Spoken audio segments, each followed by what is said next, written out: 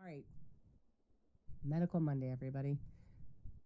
All right, this was written from one of our med students, Samantha Cullen. She says, "Good morning, Aortic Hope. As the summer season arrives with its longer days and warmer weather, it's perfect time to embrace outdoor activities that can boost your heart health. Regular exercise, as we know, is crucial for maintaining cardiovascular fitness, reducing the risk of heart attack and heart disease, as well as enhancing overall well being. Here are some heart healthy exercise that you can enjoy this summer. Caveat: make sure that you have had this discussion with your physician that these types of exercises will work for you. Walking, hiking. I wouldn't hike when it's 100 and some degrees with the heat index, unless you're a skilled hiker and your doctor and you guys know how to handle that and make sure you don't become dehydrated. But the benefits of walking and hiking is to improve cardiovascular endurance, reduce the risk of heart disease, lower your blood pressure and your cholesterol levels. Some of the tips when it comes to doing this walking: choose a scenic trail or a park and make your walks and your hikes more enjoyable. And number two, when it comes to that, a scenic trail or in a park, you're going to have some shade naturally from trees. And so that's going to bring down that temperature a little bit more. And a lot of times there's a lot of people on those trails, so there's safety in numbers. Aim for at least 30 minutes of brisk walking most days of the week. Start with the easy trails and gradually progress to make more challenging hikes and build that endurance. Look, it's summertime. Swimming, that's a great way. It's a great way to do some exercise. It actually helps provide a full body workout because you're using everything when you're in the pool: your arms, your legs, your back, your stomach muscles. It will also help to strengthen your heart and lungs, and it's a low impact exercise, so it's ideal for all fitness levels. In addition, you really can't fall down in the water, right? You can't, like, not like you're going to twist your ankle and go boom, right? If you're already in the water, you're pretty well cushioned. So it's a relatively safe form. If you're familiar with swimming and you can swim, I think you'll be fine in that. Laps at your local pool.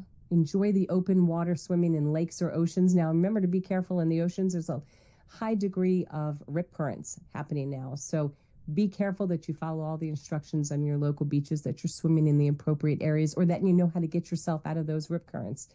Incorporate different strokes. Do freestyle, breaststroke, butterfly, whatever it is. I prefer backstroke or side stroke because I don't like feeling any kind of water pressure on my chest, but do what works for you, makes you comfortable. And I also like looking at the clouds when I'm doing the backstroke.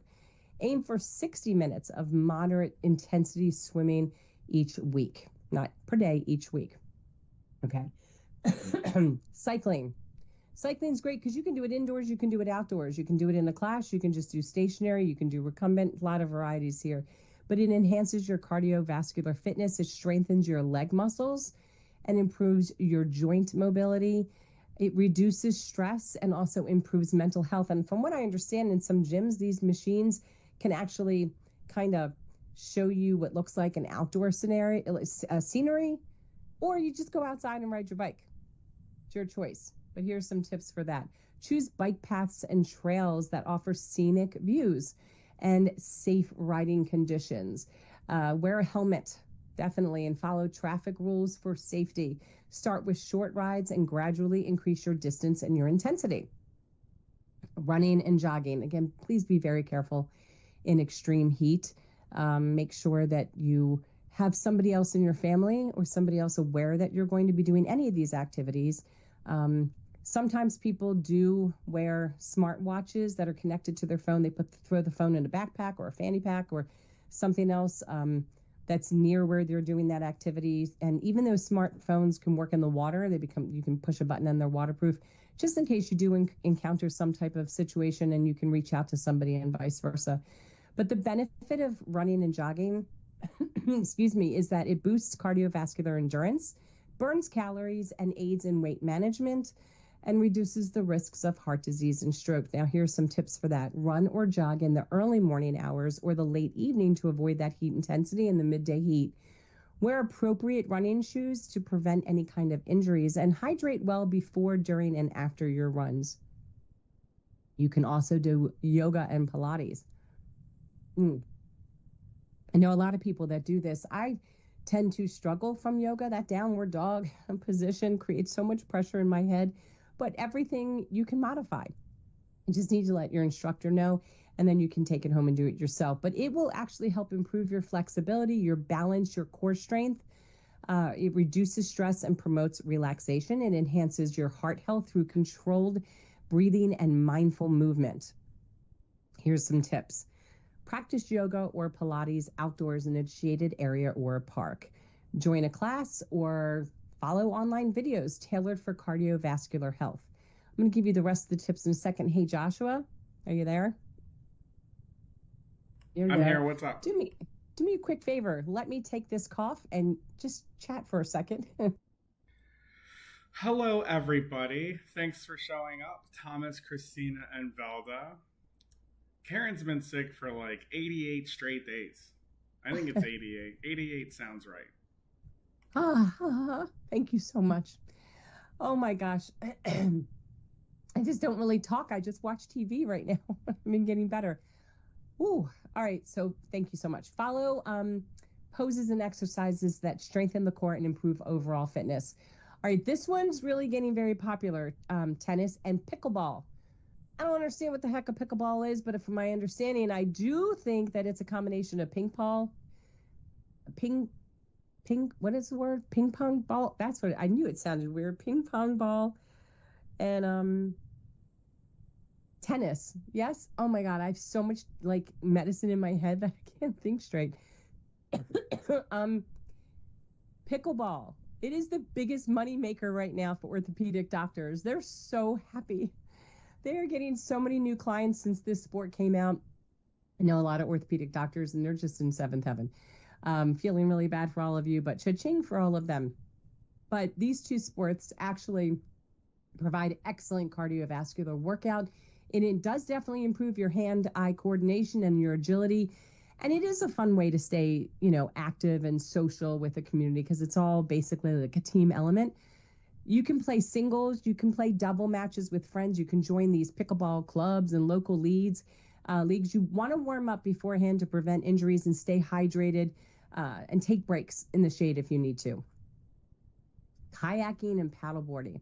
You want to talk about an interesting combination? I did a fundraiser once that was yoga on a paddleboard. Now, I was the only person who stayed dry.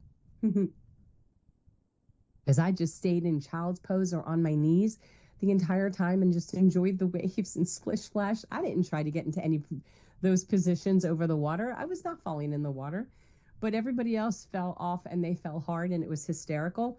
But that's a fun combination. If you're anywhere near water and they offer yoga paddleboarding, first of all, I think paddleboarding is awesome. It's probably got the same sensations like kayaking, but just to stand on the board and just paddle yourself around, and it's just so quiet. And when there isn't any waves, when you're in like a no wake area, it's just, to me, it's very lovely. And it does strengthen the upper body and the core. It's a more enhanced cardiovascular fitness, and it offers a very low impact workout with a calming effect. I just said that. Yeah. So here's some tips. Explore local lakes and rivers or coastal areas for peaceful workout. Wear a life jacket. That's important too. And practice safety measures when you're on the water. Start with short sessions and gradually increase your paddling time.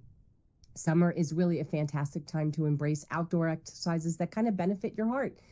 But it's also a time where you need to be careful because of the different heat elements. So whether you prefer walking or swimming, cycling, or engaging in other types of activities, the key is really to stay active and enjoy the process. Remember to listen to your body, stay hydrated, and protect yourself from the sun. That's a good point, too. By incorporating these heart-healthy exercises, into your routine, you're going to not only improve your cardiovascular health, but also enhance your overall well-being. Consult a healthcare professional before starting any new exercise regimen, especially if you have pre-existing health conditions or concerns. Thanks for tuning in, everyone. See you soon for our next Medical Monday. As always, remember to think aorta. Thank you, Samantha, for this post. Thank you so much.